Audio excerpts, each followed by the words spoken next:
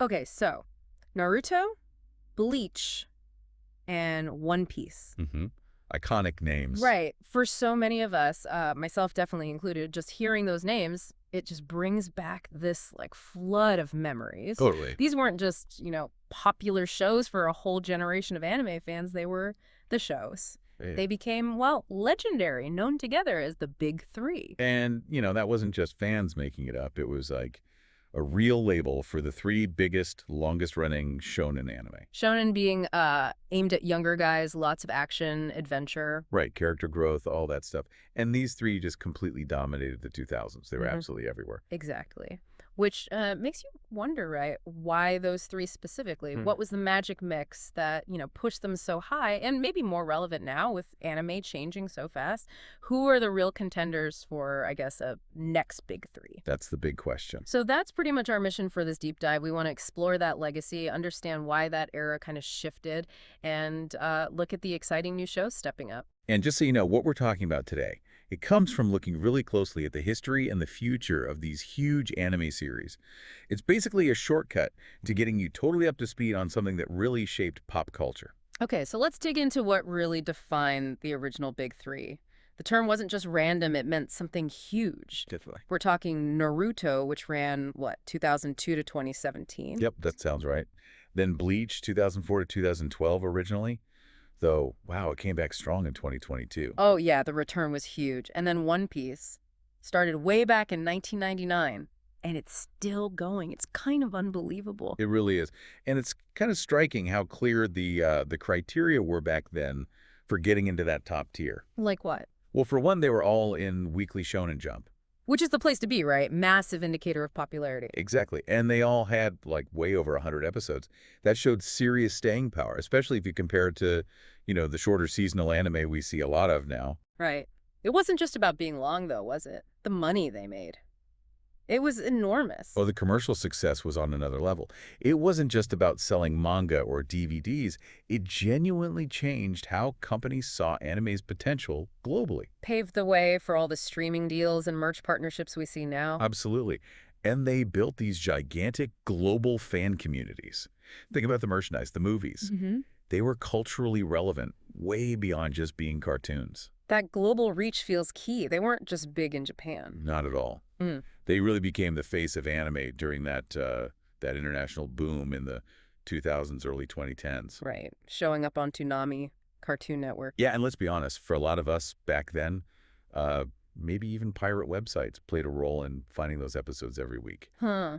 Probably true for many. That shared hunt for the next episode definitely built community, too. They were just undeniable. Cool. Okay, so we know they were dominant, but the why is what gets me. Why did they connect so deeply?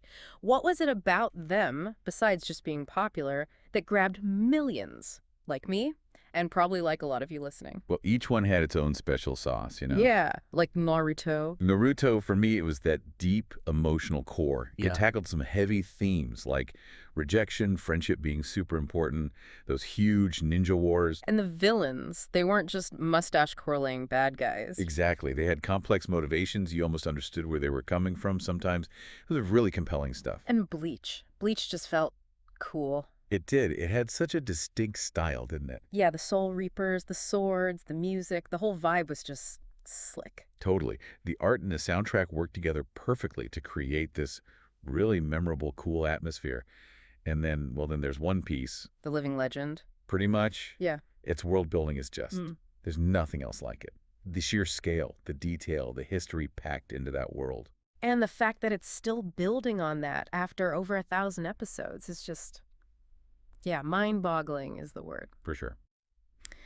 So, okay, they had their individual strengths, but was there some common thread? Something that made them all so, I don't know, addictive? I think so, yeah.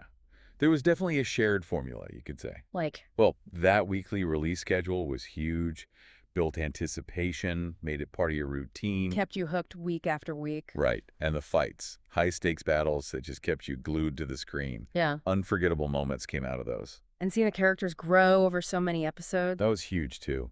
You really watched them change, overcome massive challenges.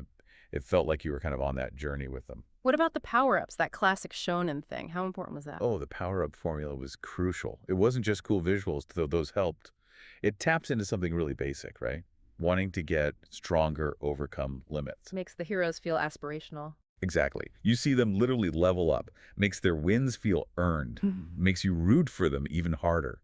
For so many fans, probably myself included, these shows were the perfect gateway.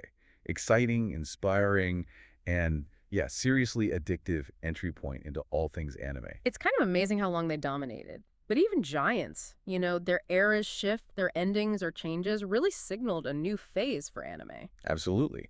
Yeah. And it wasn't just about the stories reaching a conclusion, was it? The whole industry was changing around them. Right. So Naruto finished its main story, Shippuden, in 2017, but the world keeps going with Boruto. hmm And Bleach, well, it hit some bumps. Remember the filler Oh arcs? yeah, the pacing issues and the anime original stuff that sometimes drag things down. Exactly. That led to it getting canceled for a bit, which was tough for fans. But then, that massive comeback with Thousand Year Blood War in 2022. Incredible revival. Picking up right where the manga ended. So satisfying. Totally. And One Piece. Y- Look, it's still huge, undeniably. But it's probably fair to say it's not the main first anime for Gen Z like it might have been for millennials. The landscape's just different now. Completely. You've got streaming platforms changing everything, new trends popping up, and honestly, shorter, tighter seasons seem to be more the norm now. So if the original era faded, who's stepping into that spotlight? Who are the modern heavy hitters, the potential new big three? This is where it gets really interesting, I think. Okay, let's talk contenders. My Hero Academia feels like maybe the most direct comparison, structurally, to something like Naruto. How so? Well, you got the school setting, the training arcs are central, there's really deep lore about the And Kirks. the whole legacy thing, passing on powers and ideals. Exactly. Very similar vibes in its foundation. Then there's Demon Slayer. Man, the visuals on that show. Just breathtaking, right? It exploded globally almost instantly. And that Yeah. Mugen Train movie broke all sorts of box office records. Yeah. The story itself might be more contained compared to the OGs, but the cultural impact, huge. Everyone knows Tanjiro. No doubt. And then you have Jujutsu Kaisen. JJK. If Bleach had Soul Reapers, JJK has cursed energy. Right. And the fights are just brutal and incredibly well animated. It leans into a darker tone for sure. Plus the characters, Gojo is basically a phenomenon on his own. Absolutely beloved. It definitely feels like a spiritual successor to Bleach in some ways. Yeah. We should probably give a shout out to Attack on Titan too, right? Even though it's finished. Oh, definitely. It's maybe more seinen, more adult, complex themes. Right, not classic shonen, but wow, did it change anime storytelling. Totally. The intricate plot, the heavy themes, the politics. It was on another level, a game changer, even if it's wrapped up now. And one more, maybe a bit different, Chainsaw Man. Ah, Chainsaw Man. That one's just wild. Yeah. Chaotic, dark humor, almost feels like anti-shonen sometimes. That's a good way to put it. It's like this edgy evolution of the genre. Yeah. Pushes boundaries like crazy. Okay, but here's something else that feels like a huge shift. It's not just about Japan anymore, is it? Not at all. The rise of Korean manhwa adaptations is massive. Manhwa being the Korean comics, often webtoons. Exactly. Similar to manga, but with their own distinct styles and often digital first. And they are seriously storming the anime scene globally. It's fascinating how they're shaking things up, like Solo Leveling this year. Oh yeah, Solo Leveling's adaptation in 2024 was explosive. It just hits all the right notes, amazing action, that super popular OP main character. Where the hero gets incredibly powerful fast. Right, and it blends it all with gaming elements really smoothly. Super addictive formula. Then there was Tower of God before that. Very unique look. Yeah, really stylized visuals, and the lore is super deep, that whole mystery about climbing the tower. Lots of intrigue. And people are really hyped for Omniscient Reader's viewpoint, right? Oh yeah, the anticipation for that one is huge. It's supposed to be this really clever meta story. Guy knows how the apocalypse unfolds because he read it in a web novel. Okay, that sounds cool. So yeah, these manhwa series could really, as you said, shake the throne. Yeah. They bring fresh perspectives, different art styles, a real international flavor that's becoming a bigger part of the anime world. It really feels like it's broadening what anime even means. Totally. Which kind of brings us back to the big question. How do we even define a big three now in this super fast, diverse industry? The old rules, like just being in Shonen Jump, don't quite fit anymore. Yeah, the goalposts have moved, haven't they? It's not just about serialization. Global reach is maybe even bigger now. How do you measure that, though? Well, things like trending on Twitter or TikTok, right? How much Yeah. buzz is there online? Even meme potential kind of shows how much it's broken into general culture. That makes sense. And sales still matter, of course. Manga, manhwa sales, movie box office. Definitely. But also just cultural impact, like you said, with Gojo or Tanjiro or Hmm. even Denji from Chainsaw Man, when characters become instantly recognizable worldwide, that says a lot. Right. And longevity. It probably still matters, but maybe it looks different now. Not necessarily 500 episodes, but Yeah. More than just 2 or 3 seasons, maybe.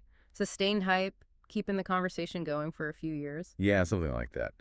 Which leads to an interesting thought. Maybe instead of a fixed big three, What? maybe what we have now or where we're heading is more like a rotating top tier. Ooh, I like that. Yeah, A group of shows that are huge, but maybe the lineup changes more often. exactly. Reflecting how quickly things move, how much great stuff is coming out all the time. It feels more dynamic. So wrapping this up, what's the takeaway for fans?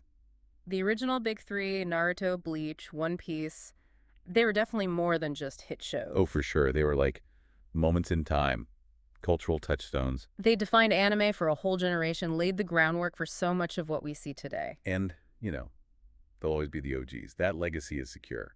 But the next big things, they aren't just theoretical. They're already here. Yeah, showing up in different forms from different places like Japan, Korea. It's making the anime landscape incredibly vibrant and exciting right now. It really is an amazing time to be an anime fan. So, thinking about everything we've kind of talked through today, who do you think the next big three are? Or maybe who belongs in that rotating top tier right now and why?